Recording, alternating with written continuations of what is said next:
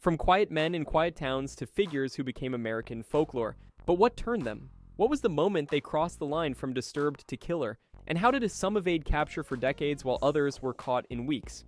In this video, we're breaking down every major serial killer explained. Jack the Ripper. In 1888, 5 women were murdered in London's Whitechapel district over just 9 weeks. Marianne Nichols, Annie Chapman, Elizabeth Stride, Catherine Eddowes, and Mary Jane Kelly. All poor, all vulnerable, and all killed with growing brutality.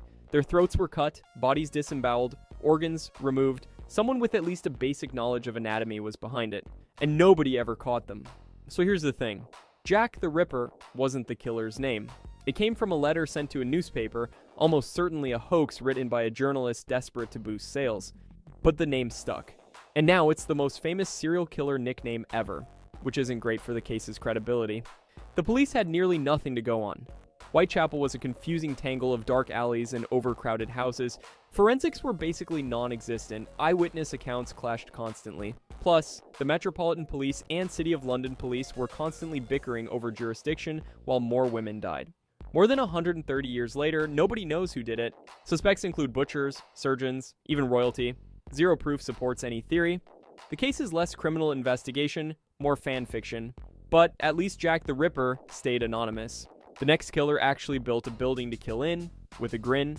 H.H. Holmes, H.H. Holmes is often called America's first serial killer. And honestly, that title is doing a lot of heavy lifting. Because Holmes wasn't really a serial killer in the way most people think. He was a con artist who occasionally murdered people when it was convenient for his schemes. Which is, not ideal. Here's the thing. Holmes built a 3-story building in Chicago near the 1893 World's Fair, and the media later dubbed it the Murder Castle. Hidden rooms, false walls, confusing hallways. Sounds like a horror movie set. But before you picture some elaborate Saw-style death maze, the gas chambers, the chutes leading to basement vats of acid, the industrial-scale body disposal. Most of that came from journalists who realized con man with a creepy building sold fewer newspapers than evil genius built a palace of death. Holmes was convicted of a single murder, his business partner Benjamin Pitezel. He personally claimed 27 because apparently even serial killers exaggerate on their resumes. The reality is that most of his victims were people tangled up in his insurance fraud schemes who became more valuable dead than alive. He'd take out policies on associates, fake their deaths, or actually cause them, then collect the payout. Less hunting humans for sport, more aggressive accounting with a body count. The sensational myth has almost completely eaten the documented reality. Every documentary adds another trapdoor. Every book adds another secret room. Holmes was absolutely a killer. But the version living in popular culture, the diabolical architect of an entire murder factory, is largely a construction of 130 years of increasingly creative journalism. But if Holmes blurs the line between killer and con man, the next entry blurs the line between murderer and something far, far stranger. E.D. Ed Gein killed 2 people. That's it, 2 confirmed murders in 1950s Wisconsin, and yet somehow this man is responsible for more horror movie villains than any other killer in history. Norman Bates, Leatherface, Buffalo Bill, all trace back to one quiet farmer in Plainfield who did things to human bodies that make you wonder how the screenwriters even slept at night. Here's the thing. When police searched Gein's property in 1957 after the disappearance of hardware store owner Bernice Worden, they found her body decapitated and strung up like a deer. But then they kept looking. Chairs upholstered in human skin, skulls repurposed as bowls, masks made from the faces of dead women, a full suit constructed from female body parts that Gein apparently wore around the house, which is, not ideal. The 2 confirmed victims were Worden and tavern owner Mary Hogan, but the rest of those remains came from local graveyards. Gein had been digging up middle-aged women for years, specifically selecting corpses that resembled his dead mother. He wasn't building a collection. He was trying to rebuild her. His mother had raised him in total isolation, poisoned his view of women, and left him so emotionally fractured that her death broke whatever was left of his mind. He was found legally insane and spent his remaining years in institutions. 2 murders. Most people assume he killed dozens. He didn't. He just did things so uniquely disturbing that Hollywood has been mining his biography for 6 decades across 3 separate iconic franchises. The body count didn't make him legendary, the body parts did, but if Gein's crimes feel incomprehensibly strange, the next killer on this list is disturbing for the opposite reason. He was methodical, intelligent, and completely unknown. Zodiac Killer. Most serial killers get caught because they make mistakes. The Zodiac Killer made plenty of mistakes and still never got identified. 5 confirmed dead in Northern California between 1968 and 1969, all shot or stabbed with zero attempt to hide the bodies. He wasn't careful about evidence, he just happened to operate across multiple jurisdictions in an era before centralized databases, and then he did something no other killer at the time was doing. He started writing letters, not quite anonymous tips, full theatrical performances mailed directly to newspapers, demanding front-page publication, threatening to kill school children if editors didn't comply. He included pieces of a victim's bloody shirt as proof. He adopted a crosshair symbol as his personal logo. And most famously, he enclosed 4 cryptographic ciphers that he claimed contained his identity. Here's where it gets weird. The first cipher was cracked within a week by a schoolteacher and his wife. It contained generic ramblings about killing being fun, but zero identifying information. The second major cipher went completely unsolved for over 51 years. In 2020, an international team of amateur codebreakers finally decoded it. The message? More taunting. Still no name. Which is, not ideal if you're hoping the puzzle actually leads somewhere. The only suspect police ever publicly named was Arthur Lee Allen, who matched circumstantial details but never matched the forensic evidence. DNA came back inconclusive. Handwriting didn't line up. Every thread dissolved into nothing. That's what makes the Zodiac genuinely unusual. It's not the body count. It's that he turned murder into a participatory game, handed out the puzzle pieces himself, and the puzzle still doesn't have a solution. The killer wanted attention more than anything else, and 60 years later, he's still getting it. But if you think an unidentified killer with 5 victims sounds disturbing, wait until you hear about someone who confessed to killing over 300 Pedro Lopez. Most serial killers on this list operated in a single city or state. Pedro Lopez operated across 3 entire countries, and the numbers he's associated with make everyone else look like an amateur, which is, not ideal. Lopez, known as the Monster of the Andes, was active primarily in Colombia, Ecuador, and Peru from the late 1960s through the early 1980s. His targets were young girls, often from indigenous communities or impoverished families, children whose disappearances wouldn't immediately trigger large-scale investigations. He reportedly confessed to killing over 300 victims across South America, and while that number sounds impossible, Ecuadorian police actually confirmed at least 110 when they discovered mass graves matching his descriptions.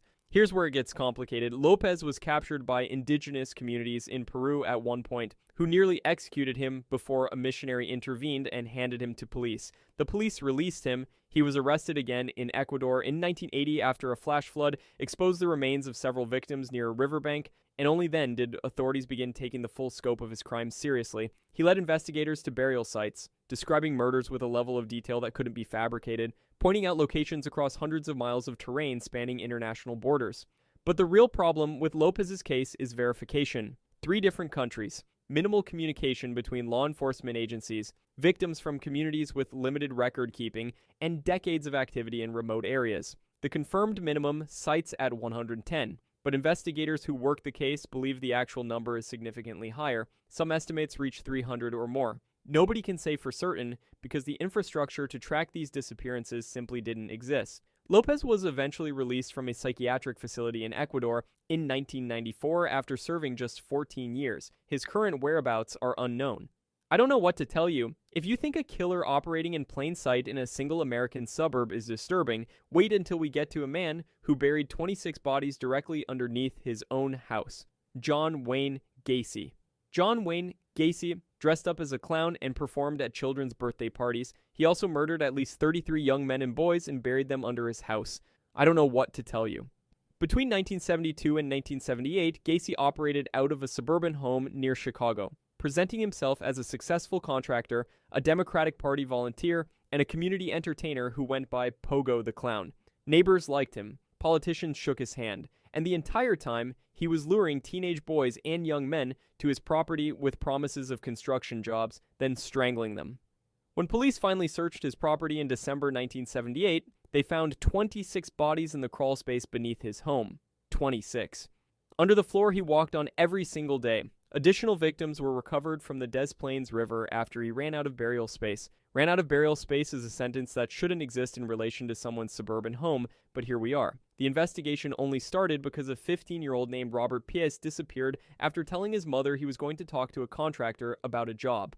Once detectives pulled at that thread, they discovered prior convictions for sexually assaulting teens in Iowa, a charge that somehow resulted in only 18 months of prison time before he relocated and started killing. The system had him. The system let him go. Many victims were runaways or young men from unstable backgrounds, the kind of people nobody reports missing fast enough. Gacy confessed multiple times, though he oscillated between admitting guilt and claiming his employees did it, which is, not ideal as a defense strategy when 26 bodies are underneath your personal floorboards. He was executed in 1994. His last words were reportedly, "Kiss my ass." Classy to the end.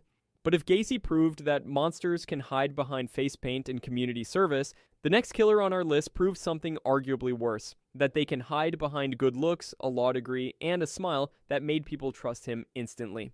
Ted Bundy.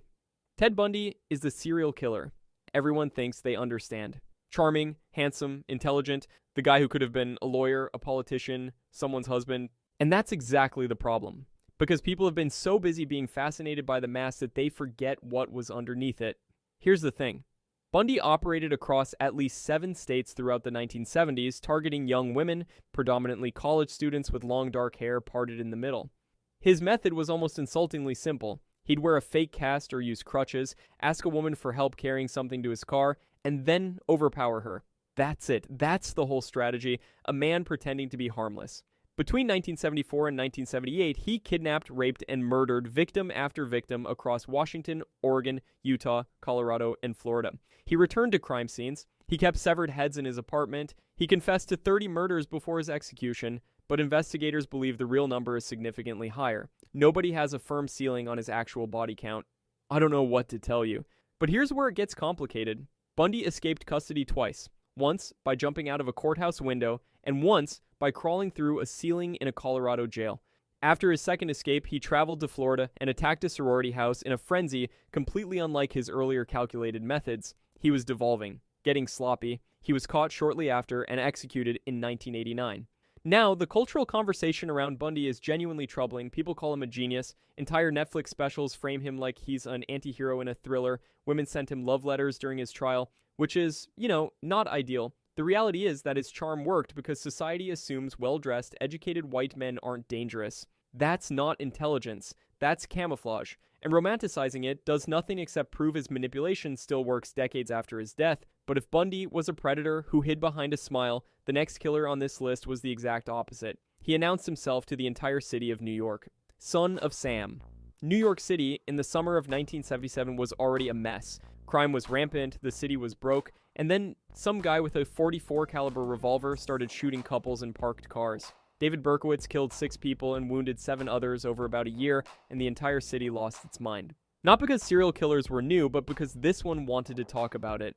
Here's the thing about Berkowitz. He wasn't particularly clever or charming. He was a 24-year-old postal worker living alone in a Yonkers apartment who claimed his neighbor's dog was possessed by a demon that commanded him to kill. Which is, not ideal, but what made Son of Sam genuinely terrifying wasn't the man himself. It was the letters. Berkowitz wrote to police and newspapers taunting them, promising more attacks. The media printed every single word. Suddenly, 8 million people were afraid to sit in a car after dark. Brunette women dyed their hair blonde because his early victims were dark-haired. One man with a revolver and a flair for dramatic writing essentially held an entire city hostage through pure psychological warfare. And his actual capture? A woman noticed a parking ticket on a car near one of the shootings. Police traced it to Berkowitz. Done. The Demon Dog mastermind was undone by a parking violation. Berkowitz later admitted the Demon Dog story was completely fabricated, that his real motivation was anger and a desperate need for attention. And the press gave him exactly what he wanted. New York even passed the Son of Sam law afterward, preventing criminals from profiting off their notoriety. Because everyone finally realized the coverage wasn't just reporting the terror. It was creating it, but if Berkowitz craved media attention, the next killer on this list took that concept to an almost artistic extreme, staying hidden for decades while mailing taunting clues to police like it was his hobby. BTK Killer. Dennis Rader killed 10 people in Wichita, Kansas between 1974 and 1991. He strangled them, he bound them, he tortured them, and then he named himself after the process. Bind, torture, kill. He literally gave himself a job title. But here's the thing that makes BTK different from almost every other killer on this list. He stopped. Not because he was caught, not because he moved, not because he found God. He just went quiet. For over a decade, Dennis Rader lived as a church president, a Boy Scout leader, a city compliance officer who measured people's grass with a ruler and fined them if it was too long. Which is, not ideal behavior from a man who spent the 70s strangling families. Then in 2004, after 13 years of complete silence, he started sending letters again.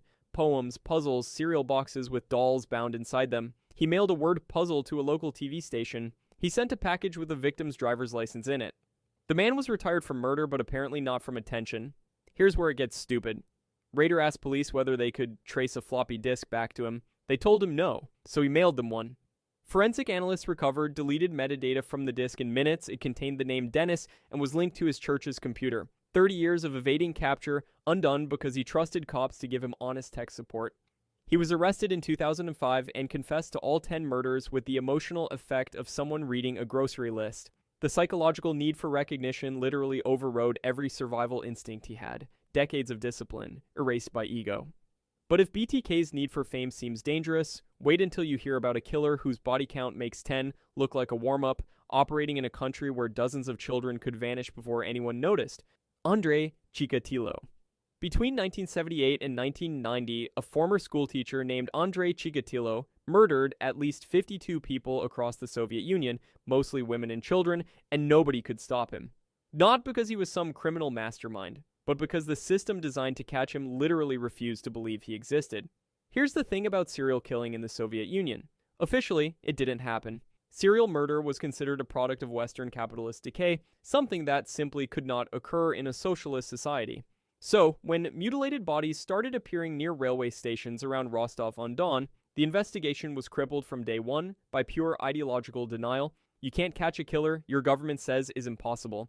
Chikatilo targeted runaways, homeless children, and young women traveling alone on trains. He'd lure them into nearby wooded areas with offers of food or directions. The mutilations were extreme. Eyes removed, tongues cut out, chunks bitten from bodies. He was convicted of 52 murders, though he confessed to 56, 12 years of killing.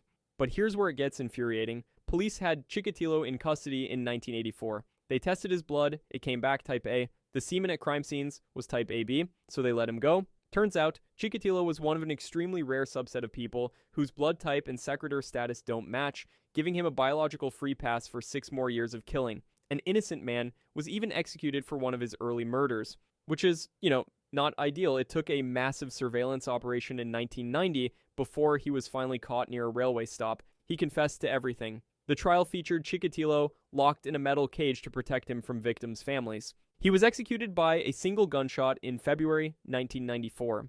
But if you think Soviet bureaucratic incompetence enabled a nightmare, wait until you hear about what was happening in a Milwaukee apartment around the same time. Jeffrey Dahmer. Most serial killers try to hide what they are. Jeffrey Dahmer built a shrine to it, literally.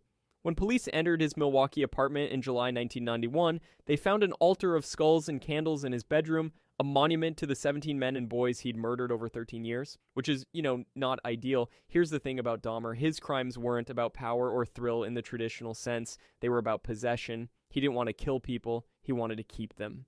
The murder was just the part where his plan inevitably failed. Between 1978 and 1991, Dahmer targeted young men, predominantly from minority communities, luring them to his apartment with offers of money or drinks. Once there, he'd drug them, strangle them, and then the real horror would begin. Attempts to create living zombies by drilling holes into his victims' skulls and injecting acid into their brains. He wanted a compliant, permanent companion. "I just wanted someone to stay with me," he told investigators, as if that explained the vat of acid dissolving 3 torsos in his bedroom. I don't know what to tell you. What makes this harder to process is how close he came to being caught earlier. In May 1991, a 14-year-old victim escaped his apartment naked and bleeding from a hole drilled in his skull. 2 Milwaukee officers responded but returned the boy to Dahmer after he convinced them it was a domestic dispute. The boy was dead within an hour. Great. Add that to the list. When Tracy Edwards escaped on July 22, 1991, officers finally searched the apartment and found the Polaroids, the body parts, and the barrel of acid. Dahmer confessed to all 17 murders calmly, like he was reading a grocery list. The jury rejected his insanity defense, sentenced him to 15 consecutive life terms, and 3 years later, a fellow inmate beat him to death with a metal bar. Not many people mourned, but if Dahmer's horror feels contained to one apartment in Milwaukee, the next killer on this list spread his across an entire region and stayed hidden for decades longer. Green River Killer. Gary Ridgway killed 49 people.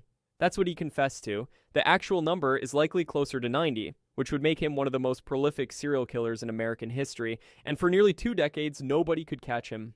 Here's the thing about Ridgway. He wasn't clever, he wasn't charismatic, he was a truck painter with a below-average IQ who targeted women he believed nobody would miss. Sex workers, runaways, vulnerable women along the Pacific Highway south near Seattle. He'd kill them, dump their bodies along the Green River and other remote areas in King County, then sometimes return to the bodies days later, which is, not ideal. The killings began in 1982 and continued through the early 1990s, spawning the longest-running homicide investigation in United States history at that time. Detectives compiled over 10,000 suspects. They interviewed Ridgway himself multiple times. He even passed a polygraph in 1984. Yep, totally clean. Nothing to see here. Just a regular guy who happens to live near every dump site. They had him right there and couldn't prove it. But here's where it gets interesting. In 1987, investigators collected a DNA sample from Ridgway. The technology didn't exist yet to do anything useful with it, so they held on to it for 14 years. In 2001, advances in DNA testing finally matched that sample to evidence from 3 of the earliest victims. 14 years of waiting, and one microscopic breakthrough ended everything. Ridgway was arrested in November 2001 and eventually confessed to 49 murders. In exchange for providing the locations of still missing victims, prosecutors took the death penalty off the table. He received 49 life sentences without the possibility of parole. The Green River case proved something cold case investigators now take as gospel. Hold the evidence. Even when the science hasn't caught up yet, hold it, because eventually it will. But if you think Ridgway's case challenged assumptions about who serial killers target and why, the next one flipped the entire profile on its head. Aileen Wuornos. Aileen Wuornos is one of the rare female serial killers whose story challenges every usual stereotype you have about the profile. Between 1989 and 1990, she killed 7 men in Florida, claiming self-defense, insisting each had attempted to sexually assault her during what were allegedly transactional encounters. Sounds simple, right? But hear me out. Her life was a tangle of abuse, homelessness, and survival sex work long before the killings began. Wuornos' backstory reads like a tragedy wrapped in trauma. Raised in an abusive household, orphaned as a teenager, and turning to sex work to survive on the streets, she found herself repeatedly betrayed by people she should have been able to trust. This pattern of exploitation and violence shaped her reality so deeply that when her victims crossed her, the line between preemptive self-defense and cold-blooded murder blurred dramatically. Her trial in the early 90s was a media frenzy, painting her alternately as a cold killer and a victim of circumstance. The highly publicized case raised important questions about gender and trauma. How does a woman's history of suffering factor into criminal responsibility? What happens when survival mechanisms are mistaken for psychopathy? And does female violence get mythologized differently than male violence? The debates forced the public and legal systems to think differently about female serial killers, a category already so scarcely populated that Wuornos' case stands out like a sore thumb. After a controversial trial filled with emotional and legal twists, Wuornos was executed in 2002, but that was far from the end.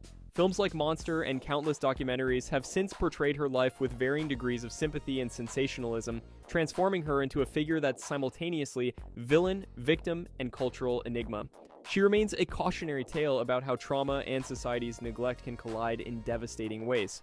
But if you think female serial killers are rare and simple stories, wait until you hear about Harold Shipman, whose profile flips those expectations on their head. Harold Shipman. Every other killer on this list had to work for it, stalking, abducting, overpowering, hiding bodies. Harold Shipman just walked into a room, smiled warmly, and injected his patients with diamorphine while they thought he was helping them. He killed at least 215 people over nearly 3 decades. That's not a spree, that's a career. Shipman was a general practitioner in Hyde, Greater Manchester. His patients loved him, their families trusted him completely, and that trust is exactly what made him so lethal. When an elderly patient died after a visit from Dr. Shipman, nobody questioned it. Old people die. Doctors signed death certificates. The system moved on. He targeted his own patients, predominantly elderly women, people who had placed their literal lives in his hands. He'd administer fatal doses of opiates, record a false cause of death, and occasionally alter medical records to suggest declining health that never existed. Disturbingly routine, he got away with it from the mid-1970s until 1998. That's not a gap in the system. That's the system never accounting for the possibility that the doctor himself might be the threat. What finally tripped him up was greed. He forged the will of his final victim, Kathleen Grundy, naming himself as beneficiary. Her daughter, a solicitor, immediately recognized something was wrong. Grundy's body was exhumed, morphine was found, and investigators discovered his patients were dying at roughly 15 times the expected rate. Cool. Nobody noticed for 23 years. The public inquiry confirmed 215 victims and suggested the real number could be around 250, all accomplished without a single weapon, without a single physical struggle, without ever once looking suspicious. He hanged himself in prison in 2004, taking whatever remaining answers with him. But if Shipman proves a trusted professional can weaponize an entire medical system, wait until you hear about someone who targeted the most vulnerable population imaginable, on a scale that makes even this look contained. Luis Garavito, 138 confirmed kills. That's the number Luis Garavito confessed to when Colombian authorities finally caught up with him in 1999, and investigators believe the real number could exceed 300. Let that sit for a second.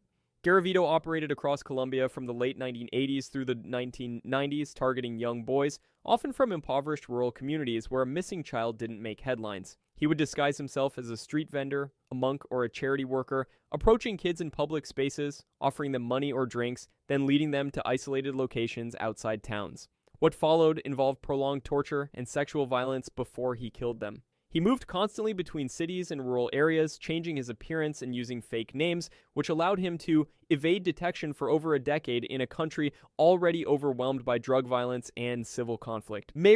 His arrest came after survivors gave testimony and investigators began connecting disappearances across multiple regions. The sheer geographic spread of the crimes, spanning over 50 municipalities, made building a cohesive case extraordinarily difficult. Colombian law enforcement was underfunded, fragmented, and dealing with cartel warfare simultaneously. Garavito slipped through the cracks not because he was brilliant, but because the system wasn't built to catch someone like him. Here's where it gets infuriating. Despite confessing to 138 murders and being suspected of hundreds more, Garavito received a sentence of 22 years. That's it. Colombian law at the time capped maximum sentences, and his cooperation with investigators actually reduced his time further. By confirmed victim count alone, he's one of the deadliest serial killers in recorded history, and his punishment amounted to roughly 58 days per murdered child. His case exposed a brutal truth about justice systems in developing nations. When infrastructure barely exists to investigate one homicide, catching someone responsible for hundreds becomes almost impossible. The victims, mostly poor boys without powerful families advocating for them, were invisible to the system long before Garavito found them. He remains alive in prison to this day, potentially eligible for release, having never served anything close to proportional time. Not all stories have a point. Sometimes they're just sad and disgusting from beginning to end. If you enjoyed this video and want to see more, click the video on the screen now.